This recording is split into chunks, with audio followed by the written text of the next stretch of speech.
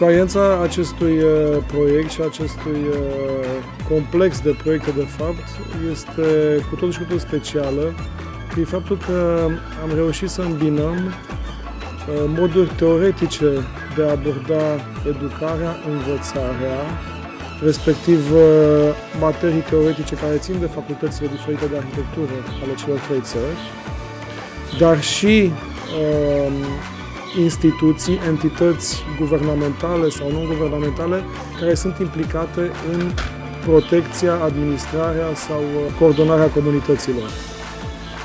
Toate lucrurile acestea, coroborate cu studenți venind din diferite civilizații și culturi care au lucrat împreună în echipe, au generat un complex de inputuri foarte, foarte diferite, care au avut ca rezultat niște soluții excelente în toate studiile de caz pe care le-am făcut până acum.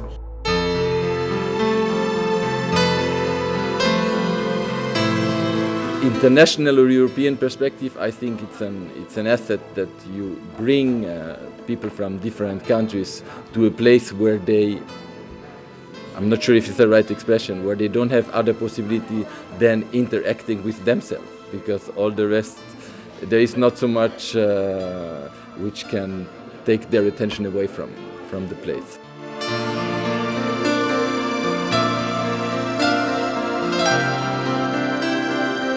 Sono rimasto profondamente colpito dalla delta del Danubio perché non mi aspettavo che potesse essere un posto così ricco sia per flora che per fauna e soprattutto un posto ricco di valori dove secondo me la principale esperienza che tutti i partecipanti possono fare, quindi anche eventuali turisti e visitatori, è quella del ritorno alla natura, del contatto uomo-natura.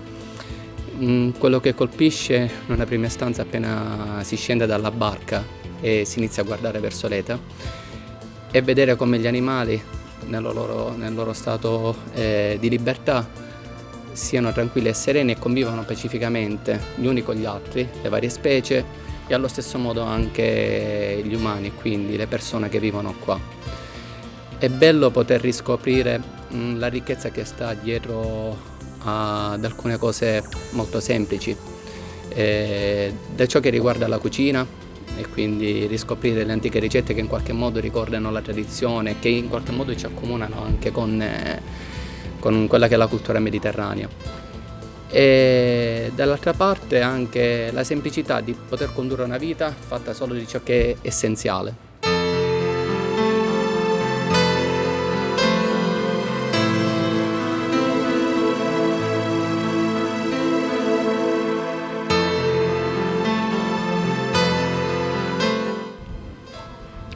Proiectul a pornit de la sate pescărești. Având o experiență de câțiva ani cu workshop-uri în această zonă, am propus împreună cu colegii mei o abordare teoretică, interdisciplinară, dar bazată pe aceste studii de caz cu workshop-uri foarte interesante în sate pescărești. Aici, în delta Dunării, în insulele Eoliene și în Lofoten, în Norvegia, dincolo de Cercul Polar de Nord. Inițial am realizat câteva introduceri în teoria locului, respectiv în felul în care locul este administrat de către Consiliul Județean, de către Administrația Biosferei Delta Dunării, de către primărie, de către autorități care se ocupă cu patrimoniul cultural. Au fost lucruri care au introdus cumva studenții în atmosfera aceasta a felului în care totul este organizat aici. Apoi am avut prilejul să ne apropiem de acest loc, intrând în delta Dunării, parcurgând cei aproape 70 de kilometri pe ape și înțelegând felul în care oamenii se deplasau în aceste locuri. Apoi, studenții au avut ocazia să regăsească tipologiile de spații construite, să înțeleagă felul în care oamenii realizau spațiile, felul în care oamenii comunicau și în care această civilizație s-a putut genera.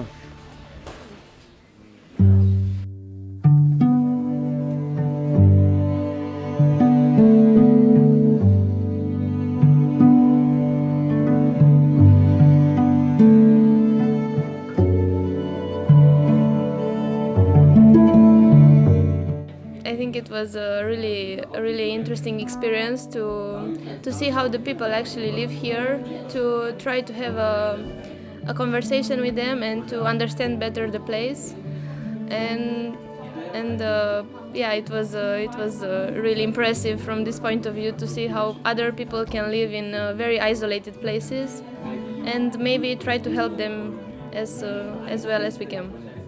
I really loved here the openness of the people towards us and their friendliness, and even their houses, which show their way of living, and it's a very good mirror of their lifestyle. And also the quietness here, it's really peaceful, and it makes you appreciate more when you are alone and with your own thoughts. So yeah, so it's a really good place to find yourself and to really enjoy yourself.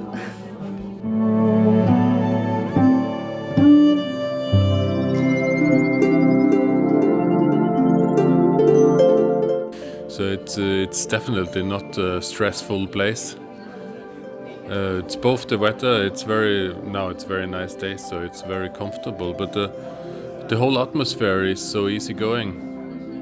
Just to see the cows going themselves out and in of the swamp, and everything is ordered in this very small, nice ways.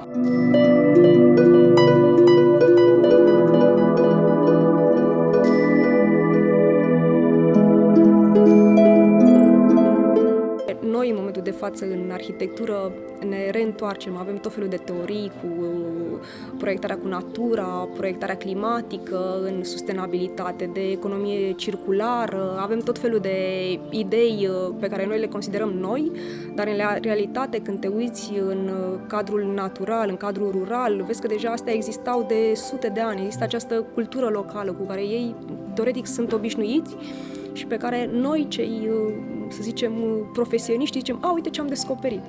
Iar arhitectura vernaculară, exact asta ne și arată. Iar aici cred că este locul cel mai potrivit în a vedea lucrul acesta, poate exact în această proiectare cu natura, reintegrare, reutilizarea materialelor, întoarcerea la natură.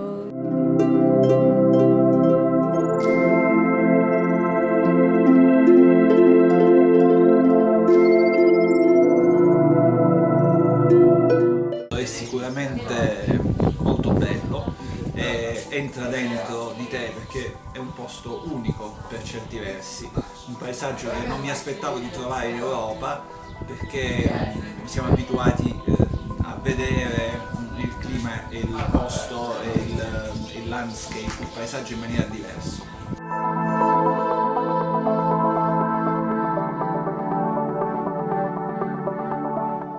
Îmi place, cel mai tare m-a impactat profunzimea lucrurilor, a felului în care se fac lucrurile aici. Cumva viața are alt ritm. Atât din punct de vedere al arhitecturii, oamenii au timp pentru detalii, le parcă le simți sufletul în culorile pe care le folosesc, în detaliile de lemn cu care își înnobilează casele. Dar și prin felul în care gătesc. Mâncarea este foarte bună și bogat așa prezentată la fiecare casă la care am ajuns, sau chiar prin felul în care povestesc. Oamenii sunt foarte deschiși și odată ce le-ai pus o întrebare, deja se naște o întreagă poveste, istorie de viață. Eu sunt româncă, tata meu e român, mama e rusoaică și corcetură. La mia frase sarebbe: questa esperienza è stata straordinaria. Spiego anche perché. perché ho visto posti e conosciuto culture e tradizioni che non avrei mai pensato di poter conoscere e di conseguenza ho amato stare qui veramente. Io vivo in un contesto molto diverso, vivo in città e anche l'Italia come paese è molto diverso dalla Romania e mi ha affascinato conoscere questa cultura e questo modo di vivere che non conoscevo.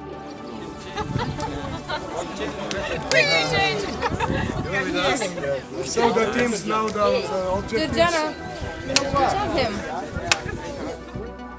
लेतिया के लोगों से बात करके जो एक्सपीरियंस मिला है ये नॉर्मल शहरों में रह के नहीं मिलता है। यहाँ के लोग बहुत अच्छे हैं, उनसे उनकी lifestyle is very rural and ज़मीन से जुड़े हुए लोग हैं जिनसे मिलकर आपको अपनी ज़िंदगी के बारे में जानने को मिलता है।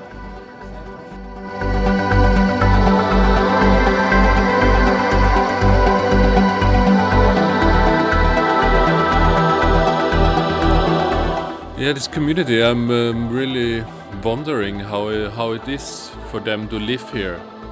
And in one way it sounds very idyllic and very nice, because I think they're in contact with nature and with themselves. But the other way it's of course a quite simple life. And it's of course not nice to see that a lot of houses are falling down, but it's for the most of these rural places in Europe that the small places, there are just old people left.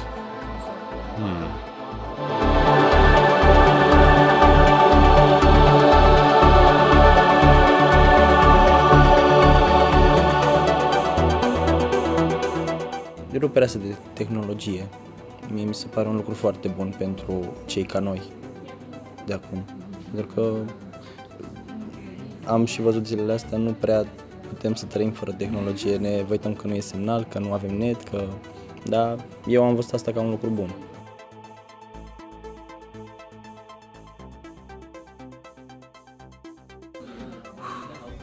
Everything is very much more calm. Natural. Però la prima tra tutte è pace. Prietenie. Ecotourism. Grande. Tranquility. Amicizia. În câteva cuvinte ar fi regăsirea de sine. बेहतरीन, Liniște. Wild o entuziasmante, veramente. Deschidere. Pace, acceptare, integrare. Dar ar fi uimitor, dar e mult mai mult decât atât.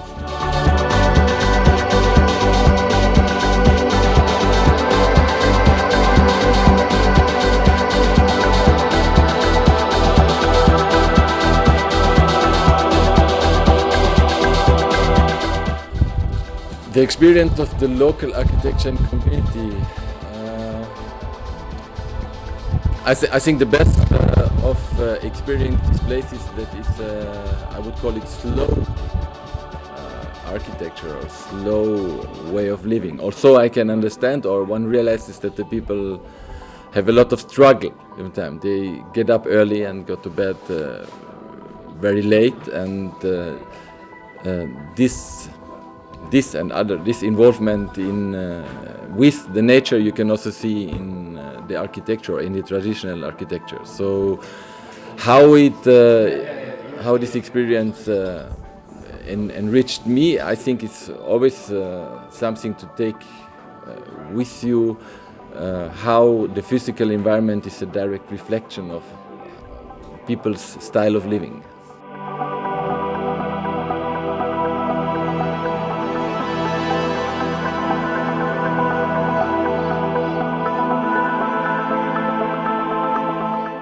Sicuramente l'esperienza di vivere questa comunità ti fa capire come arrivi a comprendere effettivamente come loro vivono, come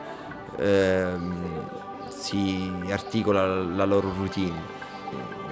Quindi da questo in automatico si passa all'architettura, perché rispecchia perfettamente quello che è il loro modo di vivere, il loro modo di trascorrere le giornate o di trascorrere più in generale la loro vita. È chiaro che in un contesto rurale questo aspetto è interessante, perché rappresenta l'adattamento della comunità a quello che è il contesto naturale, e quindi sicuramente si può trarre spunto per altri progetti o per altre esperienze future da quello che comunque ho avuto modo di vedere qui, come la comunità locale si è adattata al contesto ma anche alle proprie esigenze e alla propria routine.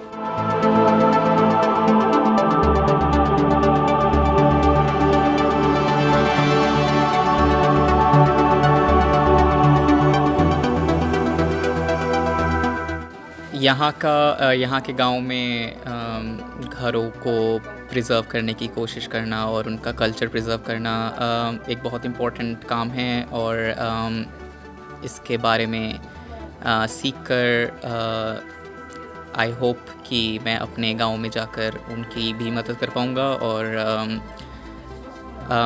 इस नॉलेज को मैं आगे कंटिन्यू कर पाऊँ।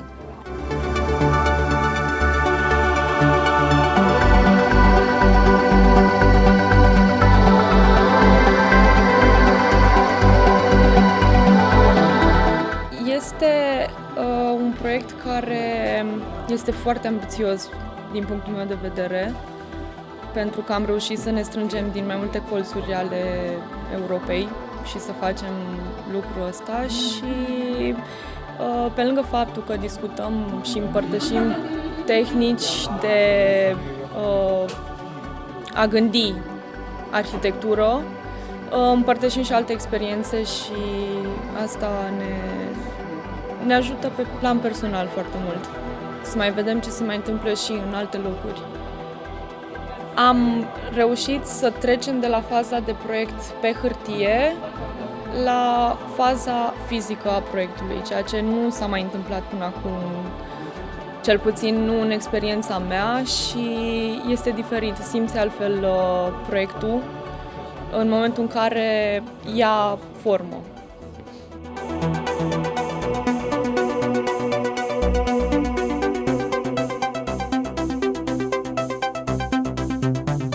I think to go to these places, like we looked at a building yesterday of an old woman who have this little house on the side of the school in, I forgot the name of the place, Schenica. And to go in there and see how she is living. And I think it's the quality is more outside of the house than inside in the house. The inside in the house it's a little bit dark and humid, and but outside these small places, and they are so simple, these places where you can sit on the bench and in the garden, and the cows are there and the chicken are there, and the sun and the breeze. This I think it's a very beautiful way to spend some hours. So, and this simple architecture of the stables, and I looked over a fence and I thought that could be in Games of Thrones in a way, because there's nothing showing what's modern.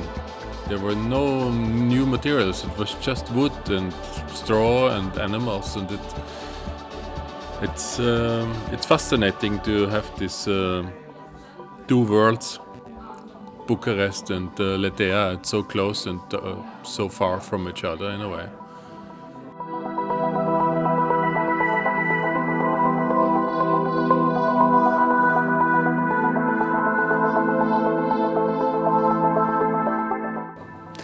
E come detto prima, intanto ho già notato che l'aim del progetto è quello di rivitalizzare vecchie aree ormai in disuso o comunque abbandonate, che hanno a che fare con l'agricoltura, con la pesca soprattutto, e che si trovano su una riva.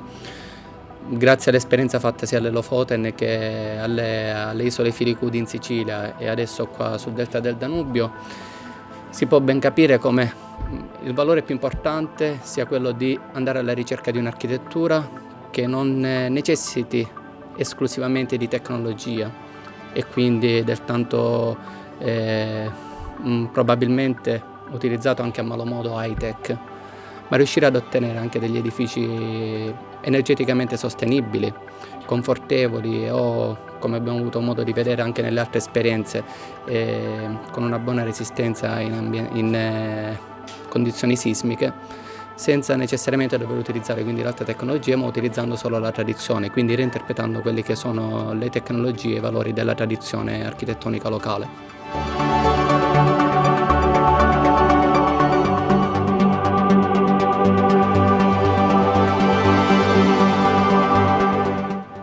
Ne învață de fapt ce trebuie să păstrăm și ceea ce trebuie să prețuim în viața satului.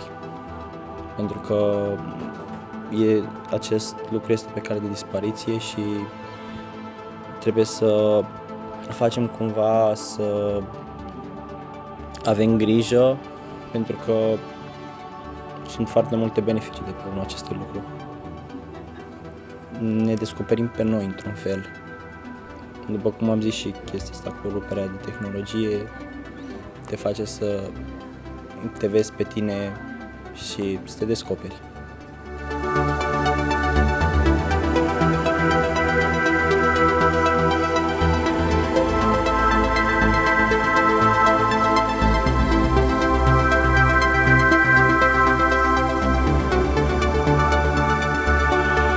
Mi sono piaciuta molto anche perché sono stata fortunata, quindi ho trovato un gruppo che comunque comunica e collabora e quindi c'è stato un interessante scambio di idee, anche vedere come lavorano gli altri, i ragazzi di altre nazionalità è stato molto interessante, abbiamo notato che abbiamo metodi di lavoro completamente diversi ma che comunque possono comunicare in qualche modo.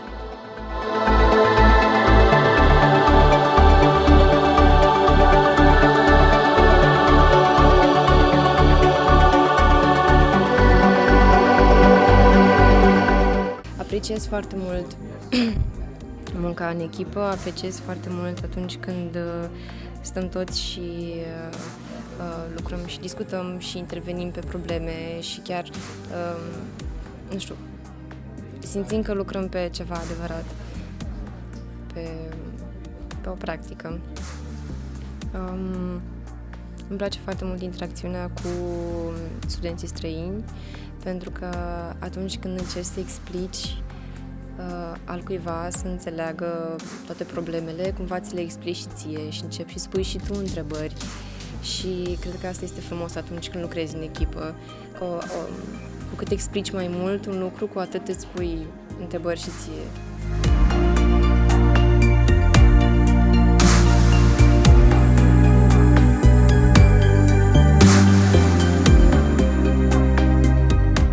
Faptul că majoritatea caselor sunt dispuse perpendicular pe stradă și au fațada principală, cea scurtă.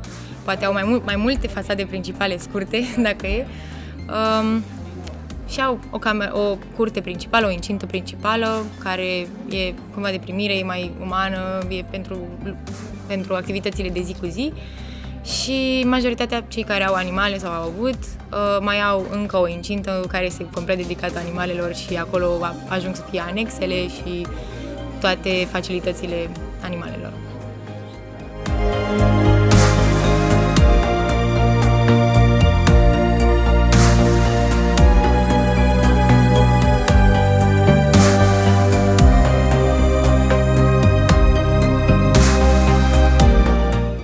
As an architect, in a way, I think it's so fascinating that these buildings, a lot of them falling down, and they're dissolving to nature, because it's just earth, it's wood, it's straw, and slowly it gets back to nature.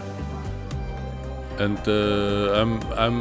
I think the industry, the building industry today, is focusing too much on quick results and don't look further in a long term decision. So a lot of cheap materials put together, and it gets very ugly if it gets old and fall apart and it's just a pile of garbage.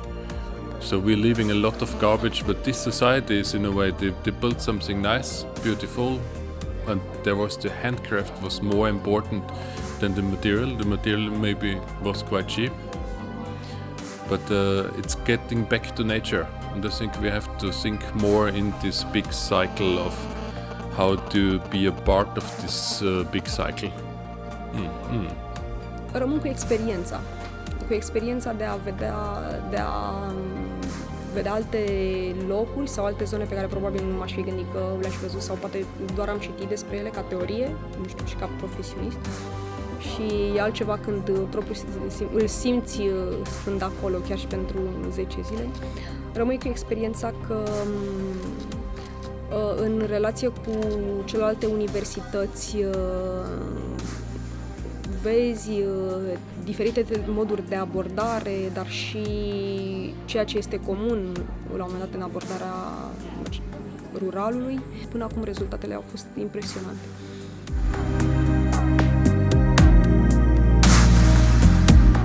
È molto interessante, dà la possibilità di conoscere persone nuove che hanno formazioni e punti di vista totalmente diversi dal mio e da quello delle persone con cui comunque sono abitualmente a contatto. È sicuramente un'esperienza positiva. Ho avuto poco contatto con gli studenti norvegesi perché non sono nel mio team, però anche loro hanno una grande preparazione e ho visto che comunque lavorano molto sugli aspetti energetici, quindi questa è stata l'impressione, anche se, ripeto, non ho avuto modo di approfondire perché non sto lavorando con loro al momento.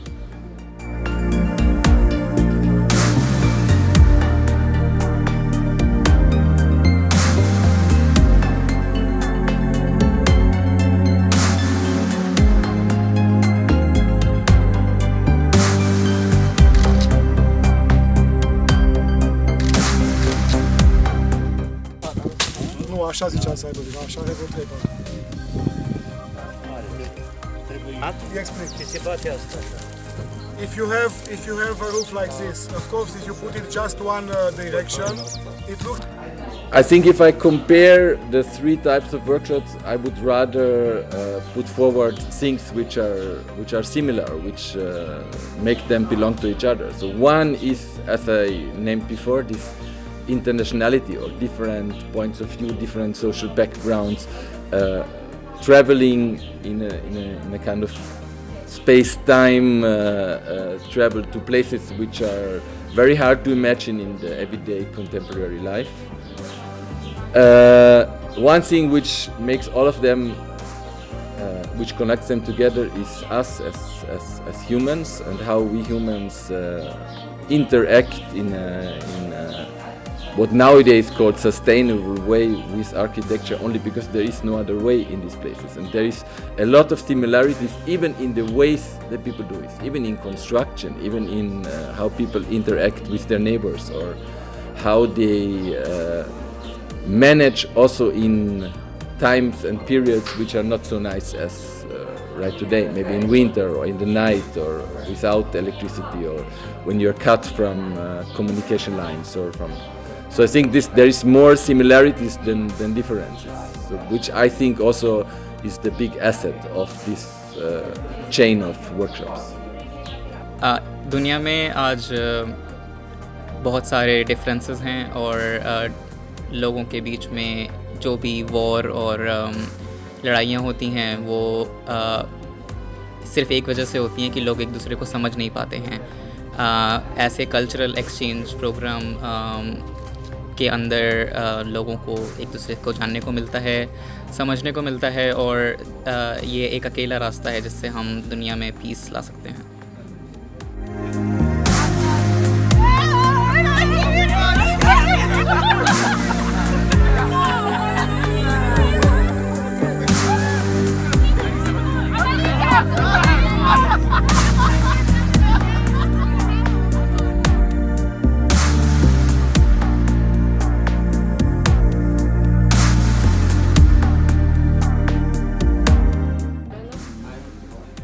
until now, I think the workshop is working really well. We started to get to know the people better and try to understand their needs through some interviews. And this way helped us decide what functions and what are their main needs for the community, and maybe try to improve their lifestyle a little bit with our proposals for the workshop. The positive points is ongoing in what I said before, is based on this mutual learning of other people with other social background, not only in the places we met, but also from other teachers, from other students, from how one interacts. What I would put as the biggest part of learning or improvement for future activities, I think we as the organizers have to be much smarter in not overload the programs. I think time was the scarcest thing in this. We would like to be longer also because it's such a rich environment and experience, but one always tries to do too many things, and we did not leave enough time open for self-investigation or self-realization, self-reflection.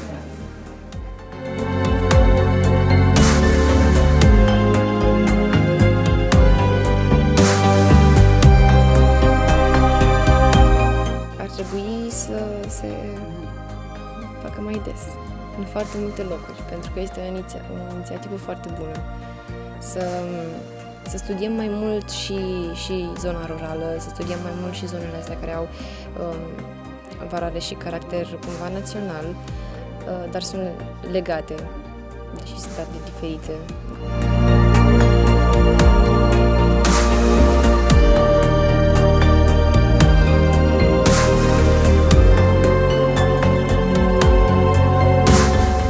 Allora, il progetto Vita è riuscito in qualche modo ad arricchire, non solo nel mio caso ma anche nel caso degli studenti delle varie nazioni con cui c'è stata la possibilità di potersi confrontare e parlare, oltre a quelli che sono i temi affrontati per il progetto. Ci si è potuti arricchire intanto di competenze, perché il confronto, la critica costruttiva, la conoscenza permettono a chiunque e hanno permesso a chiunque di poter portare con sé, a seguito dei 10 giorni di intensi periodi per ogni singolo appuntamento, un bagaglio di conoscenze pazzesco, immenso.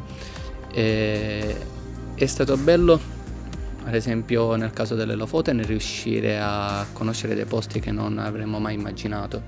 È stato bello riscoprire la Sicilia, per me che sono siciliano a Filicudi, ed è stato bellissimo qua scoprire una nuova Romania, quindi non solo la Romania delle grandi città che noi vediamo nelle foto, ma anche la Romania delle ricchezze e delle origini.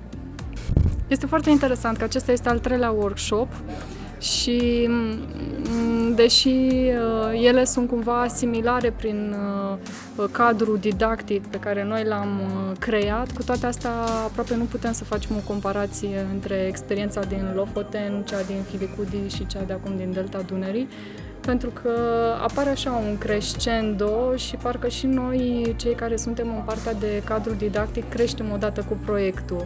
Ne adaptăm în felul în care abordăm temele în relațiile cu studenții, în relațiile dintre noi. Lucrurile s-au studiat foarte mult și experiența asta de acum din Delta Dunării pentru mine e cumva un apogeu al proiectului. Aproape că parcă ar mai fi trebuit o etapă după ca să fie așa încununarea. Dar cine știe, poate mai vin și alte proiecte. Concluziile au fost extrem de diferite și de surprinzătoare. De la dificultăți de a lucra în grupe, dar și la soluții uneori geniale obținute de oameni care nu avuseseră inițial contact cu comunitățile respective. Deci cumva faptul că prin prisma unei experiențe anterioare intrai în contact cu o anumită particularitate a unui loc sau unei civilizații au putut să fie rezultate extrem de interesante.